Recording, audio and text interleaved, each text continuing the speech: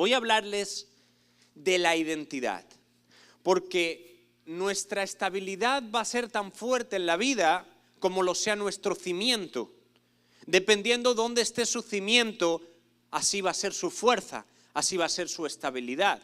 Entonces, ¿dónde está basada tu identidad? ¿Qué es lo que te da fuerza? ¿Qué es lo que te identifica? ¿Cuál es la base que te mantiene? La Biblia habla de que hubo vientos, hubo tormentas, vinieron ríos y la casa no cayó porque estaba fundamentada sobre la roca. Sin embargo, la casa, que aparentemente era igual, pero no estaba fundada sobre la roca, los vientos se la llevan y los ríos la destruyen. Entonces necesitamos entender y saber en esta mañana, hacer una mirada interna para saber dónde están puestos nuestros cimientos, qué es lo que nos identifica, qué es lo que nos da valor, dónde está puesta nuestra identidad, dónde está puesta nuestra estima, qué es lo que nos sujeta. Hay muchos hombres que les valora y les da identidad y se sienten seguros por la cantidad de dinero que tienen en su cuenta bancaria. Pero ¿cuántos saben que el dinero viene y va? Y que las crisis económicas existen. Hay otras personas que se sienten importantes por sus hijos, por su familia. Pero los niños crecen, mamá, y un día van a abrazar a otra mujer que no eres tú y van a formar un hogar con ella. Y Dios te va a dar la madurez para ser una buena mamá y una buena suegra en el nombre de Jesús. Pero ni siquiera la identidad tiene que estar basada en nuestros hijos. La identidad no puede estar basada en tu apellido. Hay mucha gente que tiene basada su identidad en su posición. Yo soy el pastor Emanuel. Yo soy el reverendo. Yo soy, y escúchame bien, todas las posiciones ministeriales que Dios nos da son buenas, hay que tomarlas porque son para servir al pueblo. Pero no es lo que somos. Porque lo que es nunca deja de ser. Para que algo sea, tiene que tener este requisito. Es que aquello que es nunca deja de ser.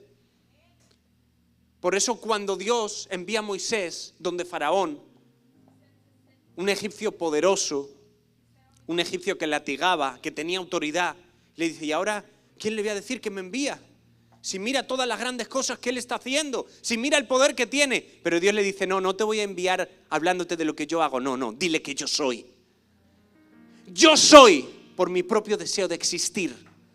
Porque para que algo sea, nunca deja de ser. Por eso Él es el mismo por los siglos de los siglos. Amén. En Él no hay sombra de variación. Por eso nuestra identidad no puede estar basada en lo que somos capaces de hacer, de adquirir, el apellido, la cuenta bancaria, la esposa que Dios nos dio, o el esposo, o los hijos. Porque todo está expuesto al cambio y todo cambia todo el tiempo. Pero hay algo que no cambia, hay algo que es inmutable. Hay algo que no envejece, hay algo que nadie le puede quitar ese título, ni los años, ni que la iglesia crezca, se multiplique o se cierre, o hoy sea pastor, o mañana esté barriendo en la última silla y dando la bienvenida, o esté sirviendo tés. Hay algo que no cambia, que no te lo da el hombre, que no te lo da un apóstol, que no te lo da un pastor. ¿Y qué es? Es el título, es el hecho de ser llamados hijos de Dios. Los hijos de Dios nunca dejan de ser. Yo soy un hijo de Dios. ¿Cuál es mi verdadera identidad? Yo soy un hijo de Dios, por encima de pastor, por encima de padre, por encima de apóstol, de profeta, de evangelista, de cualquier ministerio que usted tenga, por encima de un estatus financiero, pobre, rico, clase media, millonario, multimillonario.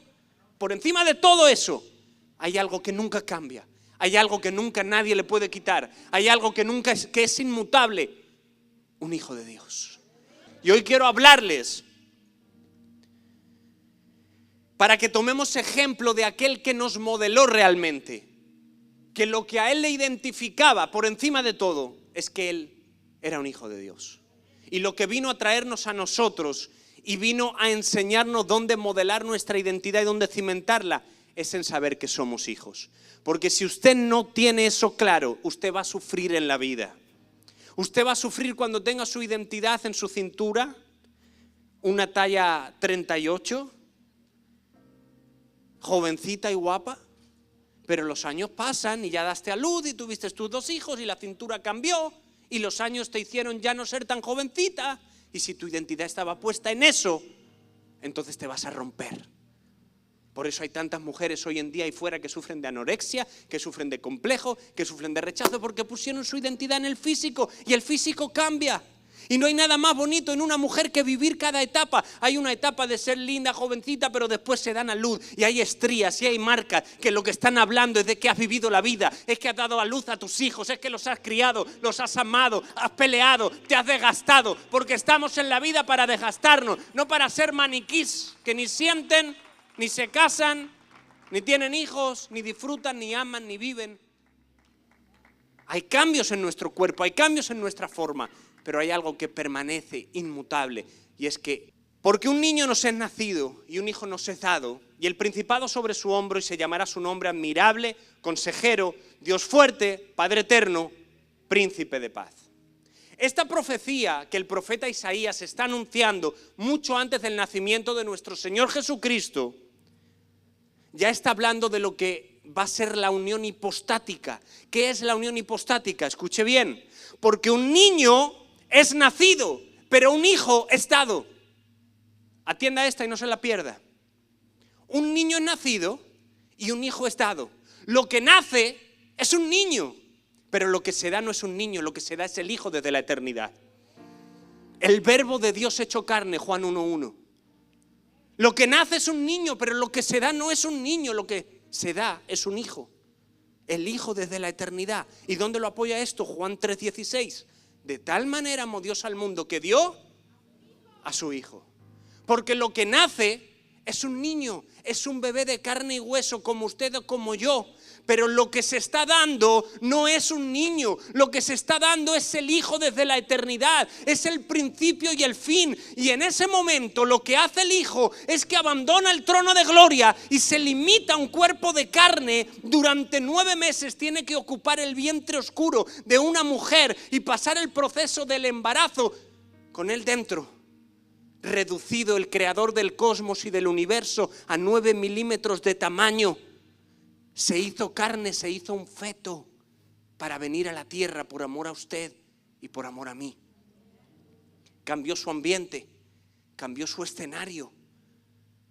Dice la Biblia que no estimó el ser igual a Dios como cosa que aferrarse, sino que se despojó de su manto y se hizo hombre como usted y como yo. Pero podemos ver, y esto es lo maravilloso, que aunque le cambian el escenario, que aunque le cambian el ambiente, que aunque aparentemente está en un lugar no muy cómodo, imagínense al creador del universo, al que le pone candados al mar, al que cuenta las estrellas y las galaxias, reducido a un feto de 9 milímetros. Pero en ese cambio de forma, en ese cambio de ambiente y en ese cambio de escenario, dice la Biblia en Lucas 1:39, en aquellos días levantándose María, fue deprisa a la montaña, a una ciudad de Judá, y entró en casa de Zacarías y saludó a Elizabeth. Los que conocen la Biblia saben que en este tiempo Elizabeth portaba en sus entrañas a Juan el Bautista y María portaba en sus entrañas al Salvador del mundo. Elizabeth y María eran primas y muchos piensan que Juan el Bautista fue el primero que bautizó a Jesús. Pero quiero que lean esto conmigo. Y entró Zacarías y saludó a Elizabeth, y aconteció que cuando oyó Elizabeth la salutación de María, la criatura saltó en su vientre, y Elizabeth fue llena del Espíritu Santo, y exclamó a gran voz y dijo: bendita tú entre las mujeres, y bendito el fruto de tu vientre. ¿Por qué se me ha acontecido esto a mí, que la madre de mi Señor venga a mí? Porque tan pronto como llegó la voz de tu salutación a mis oídos, mi criatura saltó de alegría en mi vientre. Podemos ver que aunque Jesús abandona un escenario de gloria, abandona un escenario y se despoja de su manto y ocupa un lugar de 9 milímetros en el vientre de una mujer, aun desde ese lugar él había cambiado de forma, pero mantenía su esencia. Y cuando Elizabeth y María se encuentran, las palabras de la salutación de María, no por la voz de María, sino porque dentro de ella portaba al creador del universo. porque aún en una posición incómoda como la que hemos descrito, Él seguía transmitiendo gloria, Él seguía transmitiendo poder. Por eso cuando Elizabeth lo escucha, Juan el Bautista salta y es lleno del Espíritu Santo, porque el primer bautismo no fue en el Jordán de Juan sobre Jesús, el primer bautismo fue en el vientre, que siendo un feto ya fue impartido y lleno del Espíritu la vida de Juan. Porque a Jesús lo puedes limitar a un feto, lo puedes poner en un pesebre, lo puedes poner en una cruz, pero desde la cruz va a traer salvación. Desde el pesebre, los magos que tienen discernimiento van a venir a adorarle. Aún desde el vientre de su madre tiene la capacidad para transmitir vida, para llenar del Espíritu, para hacer que la gente a su alrededor salte y sea impregnada. ¿Qué es lo que quiero decirte con esto? Que la gente con esencia no depende de las formas. Ay, pastora, es que usted nunca me deja predicar. Yo tengo tanto de Dios. Si usted me dejara el micrófono. La gente que tiene esencia de Dios no necesita un micrófono. La gente que tiene esencia de Dios es capaz de cambiar la atmósfera aún desde el vientre oscuro de una mujer. La gente que es hija, aún desde un hospital, aún en un lugar de muerte, ella trae vida. En un lugar de enfermedad trae salvación. En un lugar de perdición trae alumbramiento. Vamos, dale ese sonido. Suéltalo en el nombre de Jesús. Se necesita gente con esencia de Dios.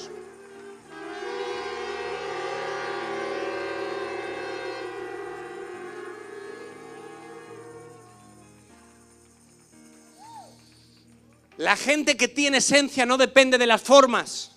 Por eso mi pregunta para ti es, ¿qué tienes? ¿Forma o esencia? Porque los religiosos viven de la forma. Y Jesús lo dijo, ay de vosotros, escribas y fariseos, apariencia. Pero la gente con esencia no necesita de un título, no necesita de una posición. La gente que tiene esencia es capaz de cambiar la atmósfera, aún en una cena de Navidad, donde aparentemente hay gente incrédula, pero tú eres la luz que está sentado en esa mesa para traer vida. Tú eres la persona que en medio de un hospital donde todos hablan muerte, no se puede hacer nada, pero tú vienes y declaras vida y traes un mensaje de salvación. Y aunque la persona parta quizá, pero se lleva a Cristo y cambia su eternidad para siempre. Se necesita gente con esencia.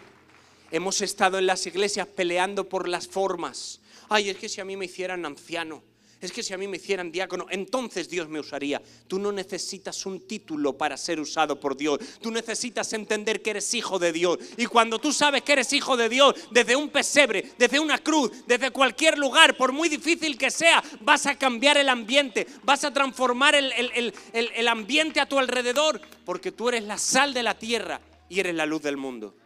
Entonces podemos ver esta identidad en Jesús, que Jesús la tenía tan clara de que Él era hijo de Dios. Y la gente que en la Biblia fue cambiada de forma, pero provocó un impacto, fue porque su esencia se mantuvo. Podemos hablar de José. A José le cambiaron las formas de ser el niño privilegiado, el consentido, a convertirse en un esclavo, olvidado por sus hermanos, traicionado, mejor dicho, por sus hermanos, olvidado por su padre. Fíjense qué cambio de forma tan drástica, de ser el niño consentido a ser un repudiado, traicionado, acusado de violador, delincuente. Fíjese todas las identidades que el diablo le empieza a colocar. Delincuente, violador, porque le acusaron de violador. ¿Ustedes leen la Biblia o no? Y le metieron en la cárcel. Y si yo hubiera sido José, me hubiera roto. Y hubiera dicho, no entiendo nada, Señor. Tú me prometiste, tú me dijiste, tú me mostraste, me hiciste soñar. ¿Y ahora qué? Pero es que a pesar de que en José las formas se cambiaban, él mantenía la esencia. Y dice que en la cárcel servía, y en la casa de Potifar servía, y adoraba, y seguía adorando a Dios, y seguía bendiciendo a Dios. Y en medio de una cárcel donde imagínense qué ambiente de desolación, de desesperanza, de incertidumbre, de tristeza, de suicidio. Porque qué esperanza tenía un joven egipcio extranjero de salir de una cárcel donde había sido acusado de violador de un alto cargo del gobierno. Ninguna. En lo natural se hubiera muerto en la cárcel. No tenía esperanza de vida, pero él mantenía sus ojos puestos en Dios y era capaz, escúchenme bien, de seguir bendiciendo y manifestar su esencia. Dice la Biblia que interpretaba los sueños de otros y empezaba a escuchar a otros Y les hablaba del sueño al panadero, el sueño al copero. ¿Qué me importa a mí los sueños de otros si me han condenado a muerte, si mis padres se han olvidado de mí, si mis hermanos se han olvidado de mí? No me importa nada. Pero a él le importaba, porque él seguía bendiciendo aún desde la cárcel, aún desde tu problema, hermana, aún desde tu circunstancia. No magnifiques tus problemas, no magnifiques lo que no es digno de magnificar. José no magnificó el problema, José magnificó a Dios. Es que hay hermanas que magnifican el problema y Jesús nos dijo que en el mundo íbamos a tener problemas. En el mundo tendréis aflicción, pero confiad, porque yo he vencido al mundo. Pero en lugar de magnificar a Dios, magnificamos el problema. Ay, pastora, es que me rompí la uña y mi uña y no se me cura y mira, sigo con la uña. Y al final la uña se apodera de ti porque la magnificaste, la agrandaste. Gente dice, pastora, mis migrañas. ¿Y quién te ha dicho que las migrañas son tuyas? Si ya Jesús se las llevó a la cruz. Entonces empezamos a magnificar y mi economía y empiezas a magnificar el problema. Y entonces pierdes tu esencia, te olvidas de lo que eres. En medio del problema, magnifica a Dios. En medio del problema, adora a Dios. En medio del problema, expande tu esencia, impacta, predica, ora, declara, alaba, glorifica, porque nunca saldrás del día malo con la queja, no. Del lugar y del día malo se sale con alabanza, se sale con ofrenda, se sale con ayuno, se sale con intercesión, se sale con servicio. La gente que vive agradecida es la gente que sale del problema.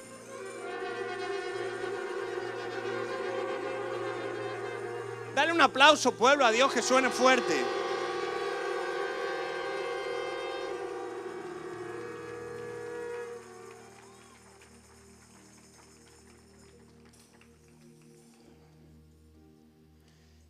Jesús era el Hijo de Dios y la tenía clara. Y eso es lo que Él quiere que nosotros entendamos. Somos sus hijos. Más allá de cualquier estatus económico, ministerial, posicional. A mí hay tantas identidades que me ponen. Por muchos años fui el hijo del apóstol, porque mi papá es bien conocido en España, tiene muchos años de ministerio, y yo era el hijo del apóstol. Entonces, bien, está bien, el hijo del apóstol. Después fui el esposo de Belén. Se hizo tan conocida cantando, el esposo de Belén. Yo, sí, Emanuel. Ah, qué lindo, el esposo de Belén. Sí, Emanuel. Pero la gente que sabe quién es, no le importan los títulos. No le importan las posiciones. El mundo te va a tratar de poner muchos nombres. Desde la escuela empiezan a ponernos nombres. El feo, el cuatro ojos, el gordito, la enana, la alta, la rubia, la morena, el delgado, el blanco, el negro. Y ustedes se ríen. Y ahora hace gracia, pero cuando tienes 8 años no te hace tanta gracia. ¿Verdad? Y cuando todos empiezan a pedir para un equipo de fútbol y eligen a uno y a otro y a otro y a otro y tú ves que eligieron a todos y a ti nadie te eligió todavía. Y tu autoestima empieza a sufrir. Porque eres el gordito panzón que nadie lo quiere en su equipo. Y dices, bueno, ahí está, pónganlo de arquero. Alguno parará. Y tu estima empieza. Y entonces te empiezan a decir, la divorciada. Porque el diablo le gusta llamarte por tu pecado, el alcohólico o el hijo del alcohólico. Mira el hijo del borracho, mira el hijo de la prostituta. Mira, y empieza a marcar tu identidad. El que no tuvo éxito, el que reprobó los exámenes, el tonto, el inútil, el imbécil. Todas esas identidades se van quedando en el subconsciente. Porque al diablo le gusta llamarte por tu pecado, por tu defecto, por tu insuficiencia, por tu problema generacional. Pero ¿sabes qué? Dios te conoce por tu propósito. Cuando Dios te ve, dice, ahí va mi hijo. Ahí va mi hijo. Ahí va, antes de que te formaras en el vientre de tu madre, yo te conocí y te di por profeta a las naciones. Te di por pastor, te di por evangelista, te di por intercesor, te di por adorador. No importa lo que el diablo haya dicho de ti, yo me revuelvo contra toda mentira del diablo. Tú no eres la fracasada, tú no eres la divorciada, tú no eres el pobrecito, tú no eres el mendigo, tú eres el hijo del Rey de Reyes y Señor de señores. Hay poder en tu vida, hay poder en tu familia.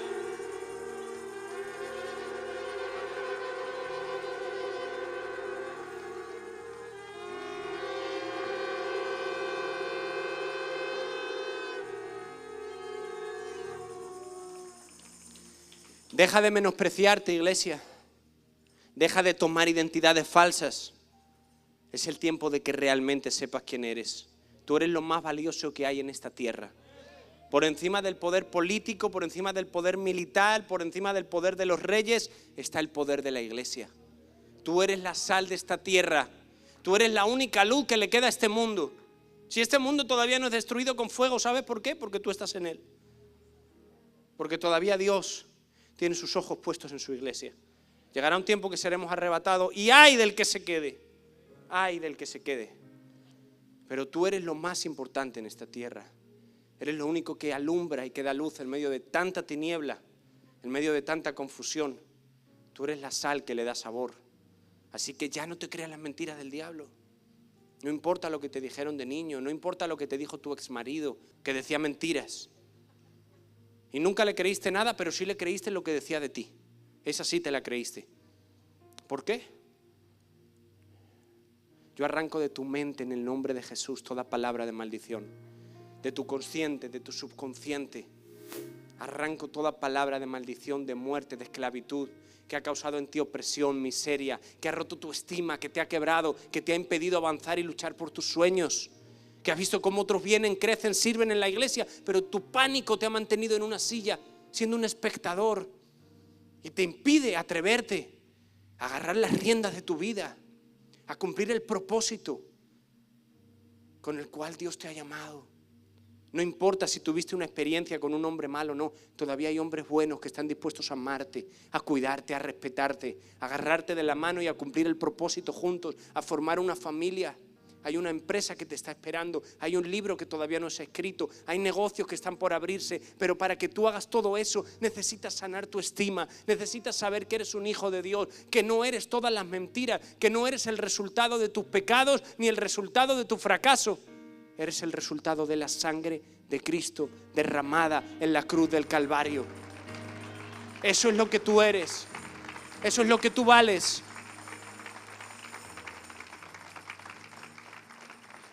¿Sabes para qué te trajo Dios en esta mañana? Dios te trajo en esta mañana para cambiarte el nombre. No eres lo que el diablo dijo de ti. Eres un hijo de Dios. Quiero que me acompañen a leer la historia de Jacob. La Biblia dice que tal es el hombre en su corazón, así es él.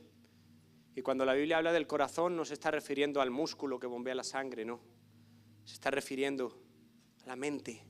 Tal es el hombre en su mundo intrínseco.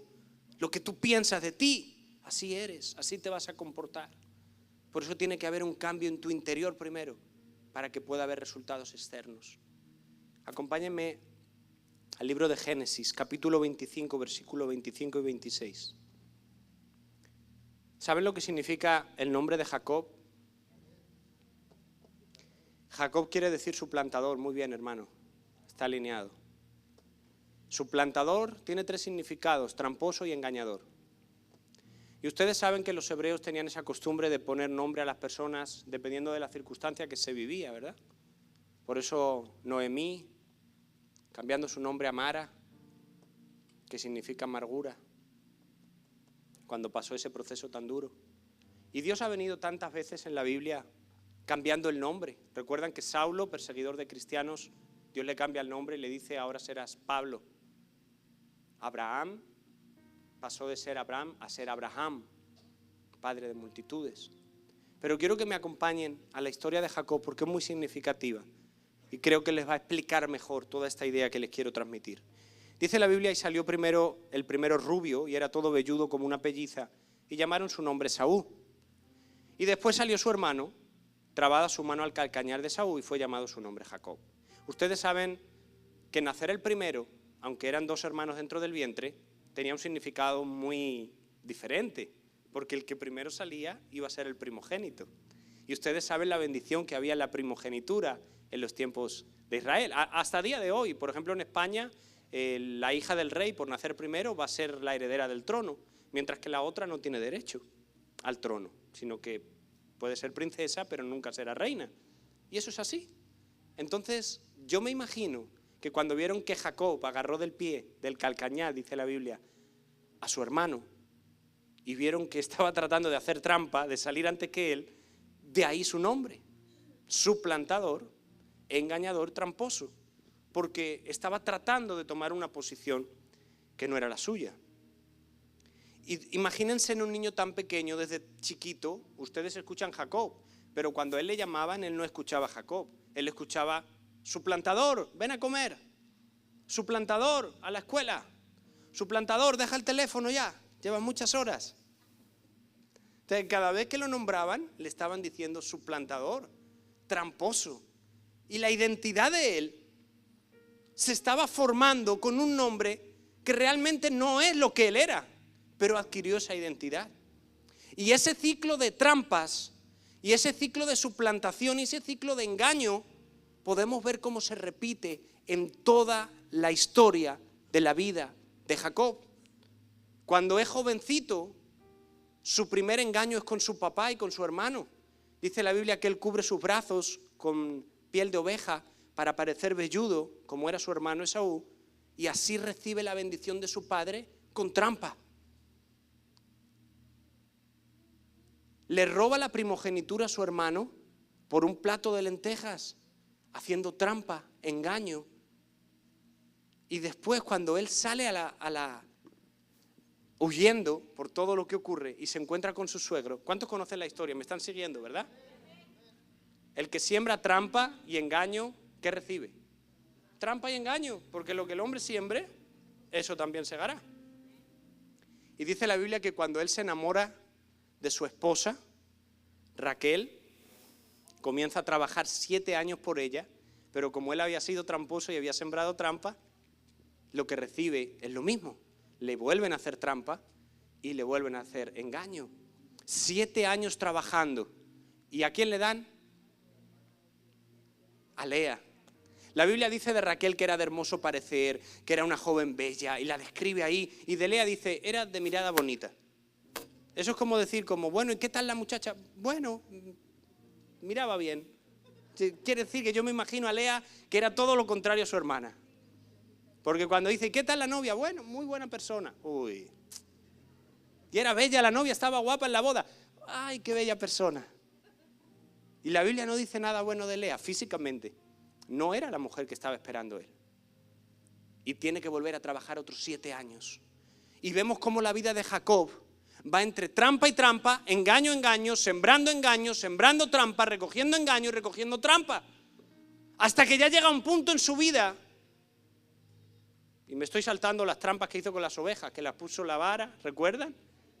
Y las rayadas para el suegro, y las que eran enteras para él. Y al final, cuando empiezan a nacer, el suegro lo quiere matar y lo empieza a perseguir porque era otra trampa.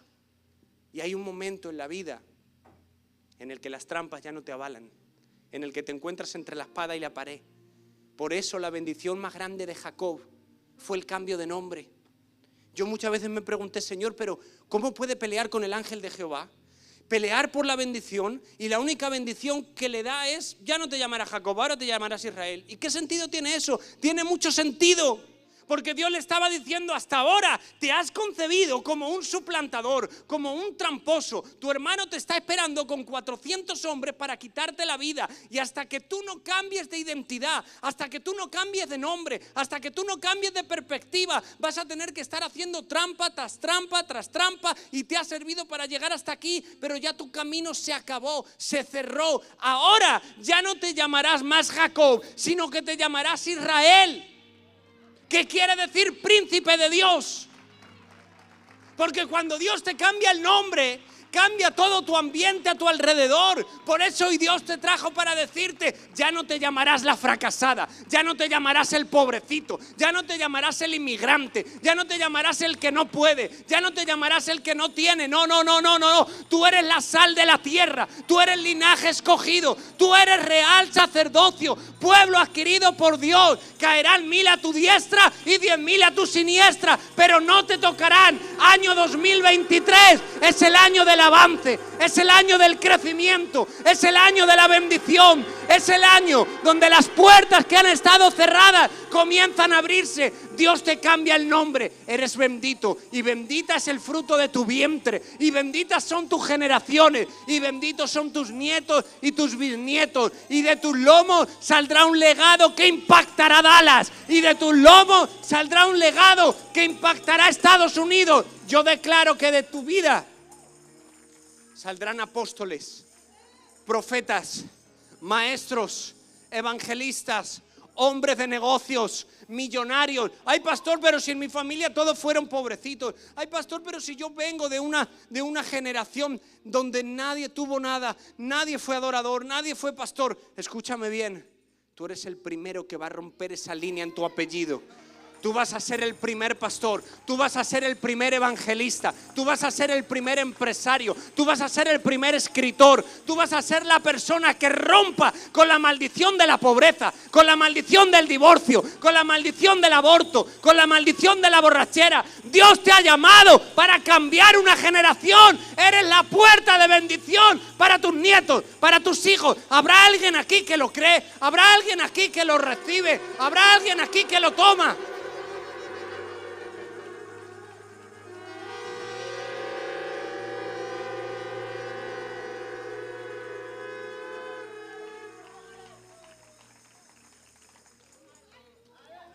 Dios le está hablando a tu espíritu.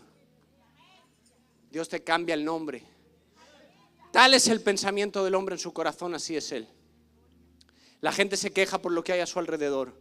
Ay, pastora, ay, pastor, si usted supiera la crisis, si usted supiera los problemas que hay en casa, si usted supiera las circunstancias.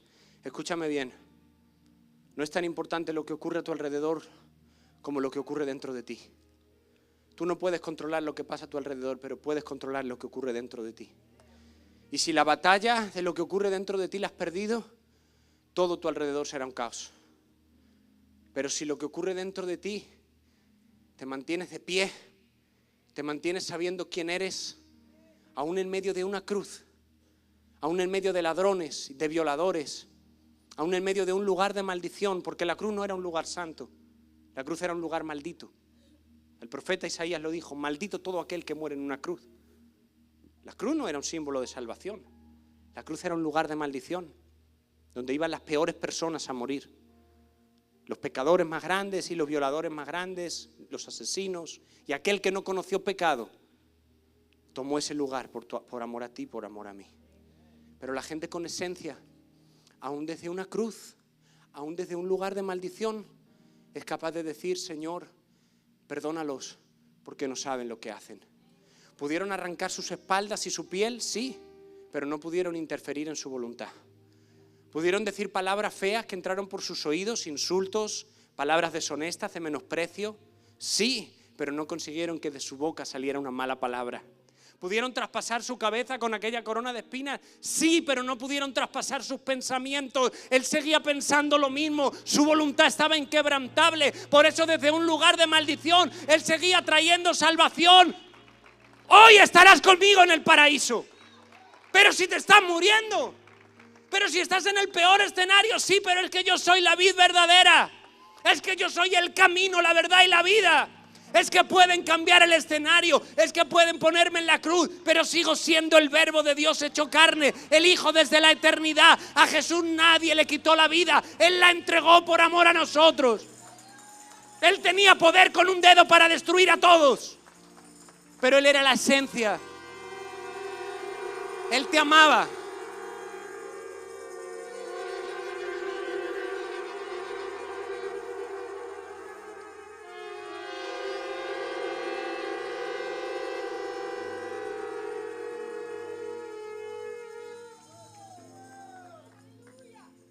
No te olvides de quién eres, hermana. Pero pastor, en medio de esta crisis, en medio de esta enfermedad, en medio de este problema con mi hijo, sí, tienes esencia, no te olvides. Sigue hablando vida. No te olvides de quién eres. El diablo quiere que te olvides de quién eres, porque el día que te olvides de quién eres, tienes la batalla perdida. Pero si tú sabes quién eres, aún en medio del problema, de la adversidad, en medio de la dificultad, vas a cambiar tu atmósfera. Tú eres un hijo y una hija de Dios. Dios te cambia el nombre en esta mañana. Génesis 35:9, dice la Biblia, cuando Jacob regresó a Padán Aram, Dios le volvió a aparecer y lo bendijo. Y Dios le dijo, te llamas Jacob, pero de ahora en adelante tu nombre no será más Jacob, sino que será Israel. Así que Dios lo llamó Israel y Dios le dijo, yo soy el Dios Todopoderoso. Ten muchos hijos y multiplícate. De ti saldrá una nación, incluso una nación de naciones. Hasta vas a tener descendientes que lleguen a ser reyes. La tierra que les di a Abraham y a Isaac te la daré a ti, y después se la daré a tus descendientes. Después Dios se fue del lugar donde le había hablado a él, y entonces Jacob colocó una piedra conmemorativa en el lugar donde Dios le había hablado, y derramó sobre ella vino y aceite para dedicársela. Y Jacob llamó a ese lugar Betel, el lugar donde Dios había hablado. Después se fueron de Betel, cuando aún estaban lejos de Éfrata, y Raquel, su esposa, comenzó a dar a luz y sufría terribles dolores de parto. Mientras sufría estos terribles dolores de parto, la partera dijo, no te asustes, estás dando a luz a otro hijo. Pero Raquel murió al dar a luz. Y antes de morir, llamó a su hijo el nombre de Benoni, lo cual quiere decir hijo de mi amargura. Pero su papá dijo no, será Benjamín, hijo de mi mano derecha. ¿Quién se puede atrever en medio de una situación tan difícil como es ver partir a tu esposa dando a luz y no respetar su última voluntad? Porque la última voluntad de Raquel, ¿saben cuál fue? Llamar a su hija, hijo de mi tristeza. En condiciones naturales todos hubiéramos respetado esa última voluntad, ¿sí o no? Porque ya parte, ya va a morir y es lo último que pide, entonces vamos a respetarlo. Pero Jacob sabía lo que suponía crecer con una identidad distorsionada. Y él dijo, no, antes de la agenda familiar o natural o emocional está la agenda del espíritu. Porque hay cosas que tu familia te pide y que no va a entender, pero tú no tienes por qué cumplir con eso. Y Jacob dijo, no, mi hijo no va a pasar por el trauma y el proceso que yo he vivido. Porque si le hubieran dicho Benoni, ese niño hubiera crecido y donde hubiera ido le hubieran dicho, hijo de mi tristeza, ven a comer. Hijo de mi tristeza, a la escuela. Le hubieran recordado siempre que su mamá murió por su culpa y seguramente hubiera tenido un futuro y hubiera tenido una vida marcada como la tuvo Jacob. Pero como Jacob ya había aprendido la lección, como ya Dios le había cambiado el nombre, dijo, este ciclo que Dios cortó en mí no se va a repetir en mis descendientes. Tú serás Benjamín, hijo de mi mano derecha. ¿Qué es lo que quiero decirte? Que cuando Dios a ti te cambia el nombre, no es solo para bendecirte a ti, es que Dios está bendiciendo tus generaciones. Es que las batallas que tú ganas hoy, mañana tus hijos no las van a tener que pelear. Es que cuando tú te acercas a Dios, no estás bendiciendo solo tu presente, estás determinando tu futuro. Hoy tú que estás viviendo en pecado y estás consumiendo marihuana, mañana tus hijos consumirán peores drogas y morirán de ella o acabarán en el narcotráfico. ¿Por qué? Porque el pecado es como la bendición, va en aumento, no se mantiene en el mismo lugar. Gente que dijo, no, solo es un cigarrito. Sí, solo es un cigarrito, pero mañana tus hijos están con la marihuana. Gente que dijo, no, solo es un traguito. Sí, pero mañana tus hijos están adictos al alcohol. Ay, solo es una mentirita. Ya, pero mañana tus hijos están metidos en estafa, en mentiras, en delitos, en corrupción. ¿Por qué? Porque tú abriste la puerta. Pero de la misma manera como Jacob, cuando tú cortas la bendición y dices, no, mis hijos no serán fruto del pecado. Mi hijo no será Benoni. Mi hijo será Benjamín, hijo de mi mano derecha. Las bendiciones que tú ganas, tus hijos las heredan. Cuando tú estás aquí de rodillas y tu hijo te ve, cuando tú te levantas en la mañana y estás adorando, cuando tú traes tu ofrenda, cuando tú le dices, Señor, eres el dueño de mi vida, cuando en lugar de ver a un padre maltratador, ven a un padre protector que abraza a su esposa, que la ama, que la besa, mañana tu hijo va a tener un matrimonio exitoso, mañana tu hijo estará en este altar ministrando la alabanza, predicando la palabra, ganando almas. ¿Por qué? Porque tú ganaste la batalla, porque lo que tú haces hoy deja su eco en la eternidad, deja su eco en tus generaciones. Padre, levántate, sé responsable, no mires solo con una mirada finita al hoy. mira por tus hijos, mira por tus nietos, mira por la descendencia de tu apellido. Dios te levanta como un Jacob para cambiar tu generación. Y aquel hombre que estaba destinado al fracaso, aquel hombre que su hermano le esperaba para matarle con 400 hombres, cuando Dios le cambia el nombre, ahora cambia por completo y se convierte en aquel que da a luz a las 12 tribus de Israel. De sus lomos salieron las 12 tribus de Israel que tomaron la tierra, y de las 12 tribus salió la nación de Israel que lleva el nombre que Dios le puso.